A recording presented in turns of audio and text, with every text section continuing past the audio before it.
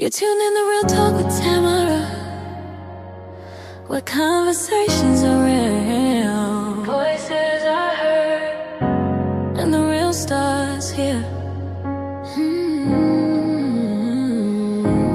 The real stars here. No filter, no fear. Truth in the mic, let the whole world hear. Stories unfold, voices sincere. Welcome to the place where the real stars here. Life and love to the latest news. Community voices, different views. Breaking it down so we all stay clear. Honest conversations live right here. Speak your truth, let it be known. This is the space where your voice has a home. No judgment here, just real and clear. Real talk with Tamara, the real starts here. Real talk with Tamara. Real people. Real stories, real truth. A Jackson City councilman is calling for a federal investigation after a woman was found hanging from a tree behind a vacant home. Councilman Kenneth Stokes says he has asked the U.S. Attorney's Office for help as local authorities continue their investigation. A law enforcement identified the woman as 29-year-old Tasia Fortune. Her body was found hanging from a tree in the backyard of a vacant home on Road of Remembrance. Authorities have not said whether her death is being investigated as a homicide. Stokes says that he has been speaking with people in the area to learn more about Fortune, but claims that many residents have been reluctant to talk.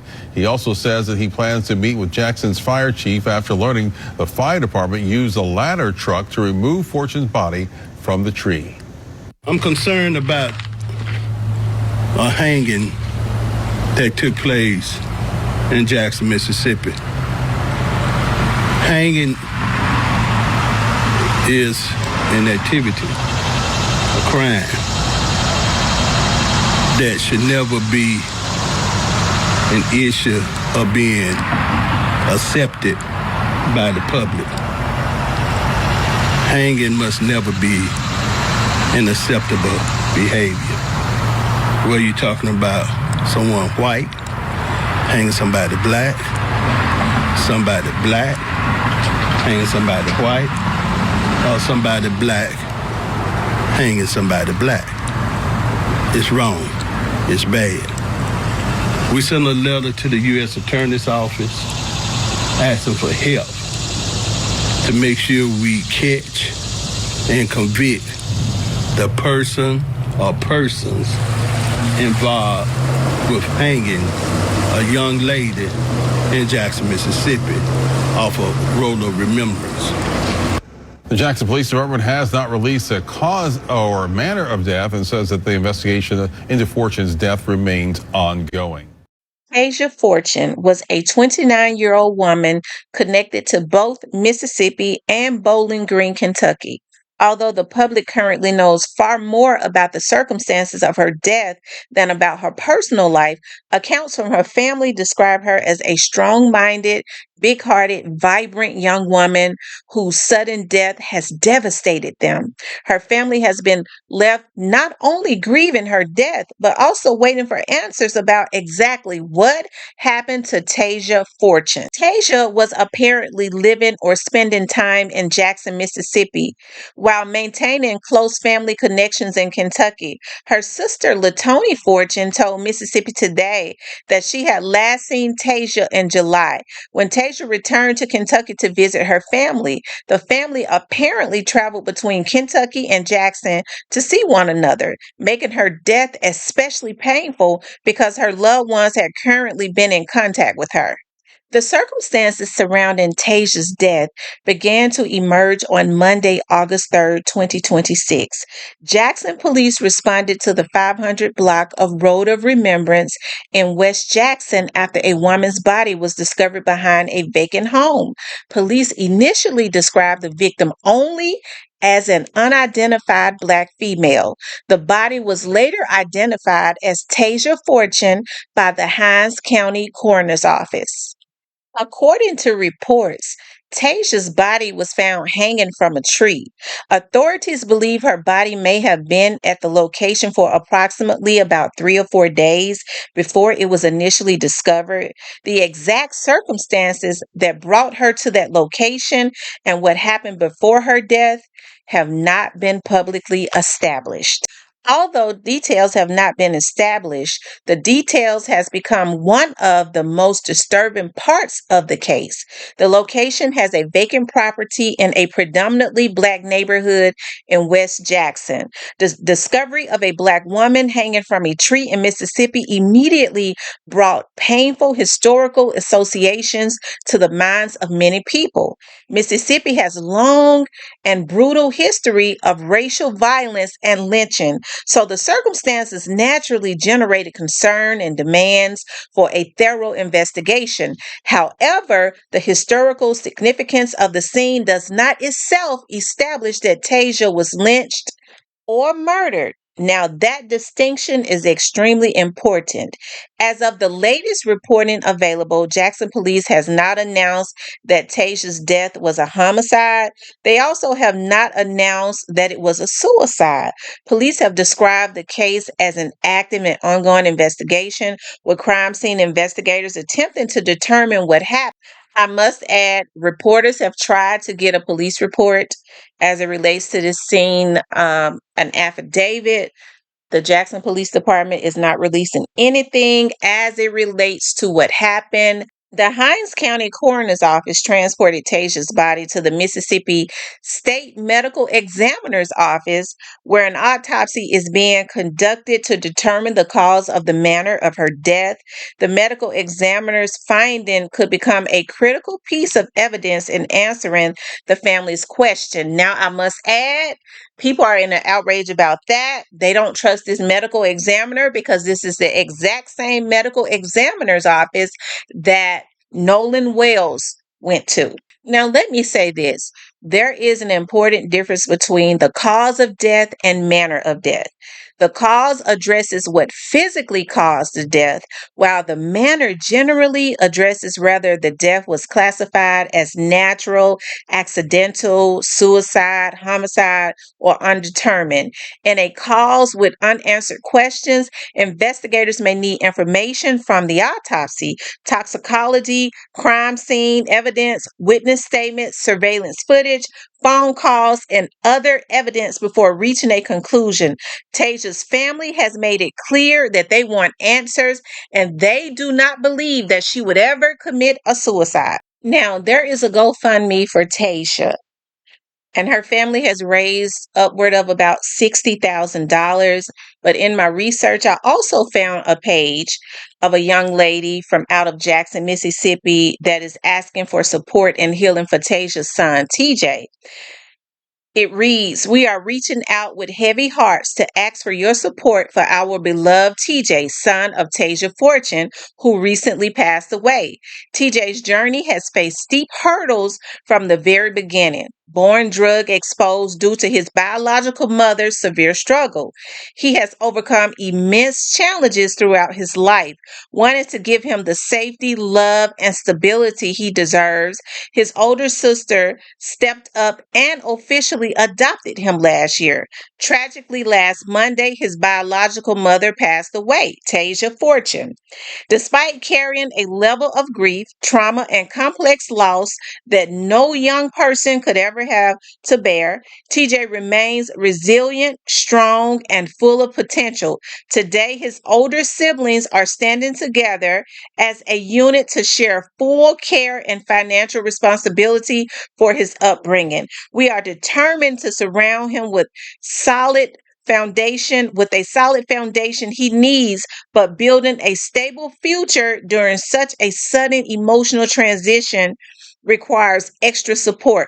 All funds raised will go directly toward therapy and professional counseling, providing critical grief and trauma counseling so that he can heal in a safeguarded space, school tuition and academic support, keeping his education on track and supporting his transition to a new school, clothing and daily essentials, ensuring he has all the basic necessities to heal, or feel comfortable, supported, and cared for every single day. It takes a village to lift someone up through tragedy. Any contributions, whether a donation, a prayer, or simply sharing this page, means the world to our family and directly to shape TJ's future. Thank you so much for your compassion, generosity, and kindness. Now, this post was made by an older sibling of Tasia's minor son, TJ. I'm assuming comes from his paternal side of the family, because she speaks about they've been raising him since this incident happened because of alleged drug abuse of misfortune. But Tasia's own family also has a GoFundMe and has raised upward of about $60,000 to help with funeral expenses and things of that nature. Her aunt Etta organized a fundraiser to help with funeral expenses. The fundraiser described Tasia as someone whose loss has deeply shaken the people who knew and loved her. The family has expressed a determination to seek justice while relying on their faith during this grieving process. The case has attracted the attention of Jackson City Councilman Kenneth Stokes, who reportedly contacted the U.S. Attorney's Office asking for assistance with the investigation. Stokes has publicly questioned why information has not been released and has called for greater scrutiny of the circumstances surrounding Tasia's death. That does not mean federal authorities have determined that a federal crime occurred. Rather, it demonstrates the level of concern the circumstances have generated among some local officials and members of this community.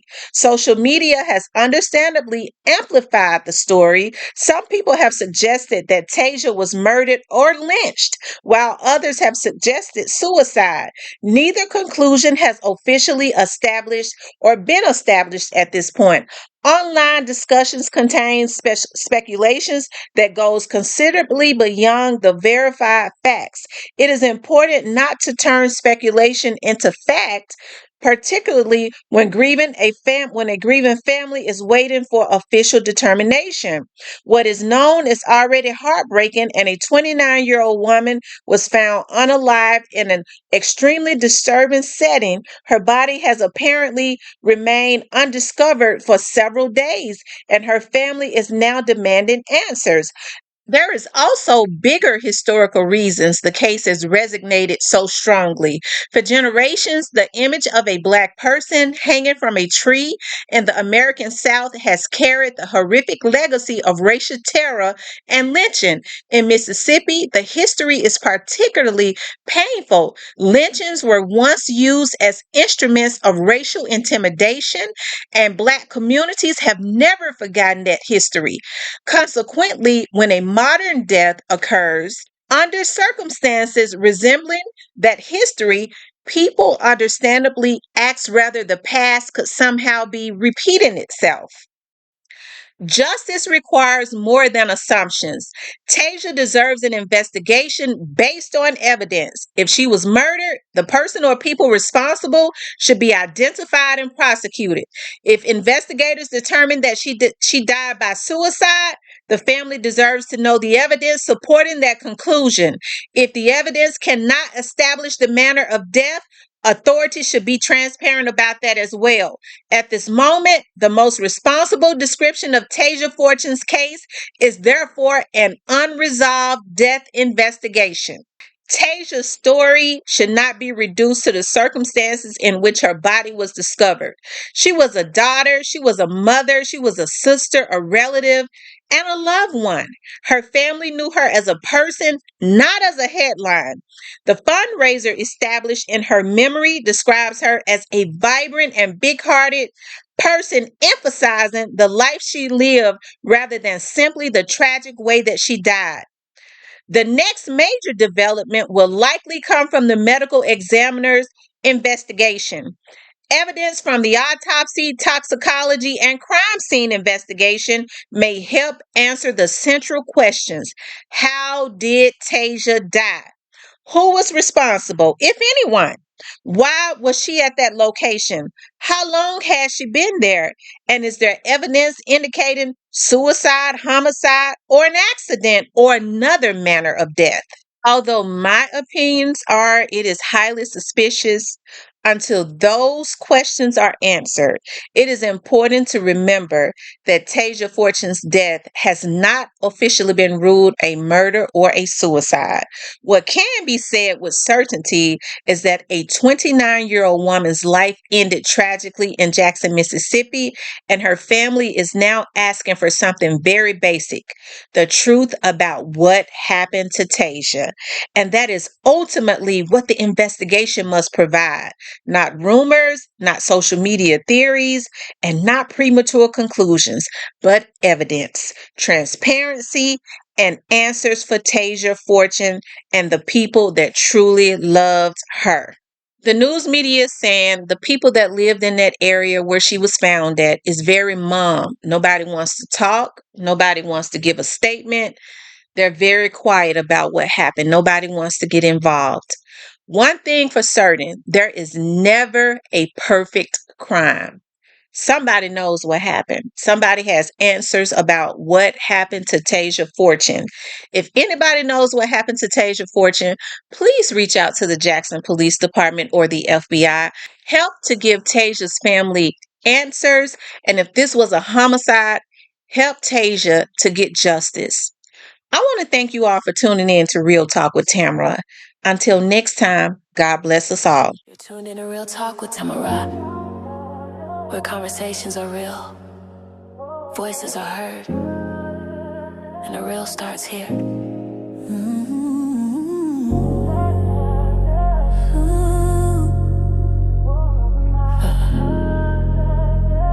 The real starts here. The real starts here. No filter, no fear. Truth in the mic, let the whole world hear. Stories unfold, voices sincere. Welcome to the place where the real starts here. From life and love to the latest news. Community voices, different views. Breaking it down so we all stay clear. Honest conversations live right here. Speak your truth, let it be known. This is the space where your voice has a home. No judgment here, just real and clear. Real talk with Tamara, the real starts here. Real talk with Tamara. Real people. Real stories.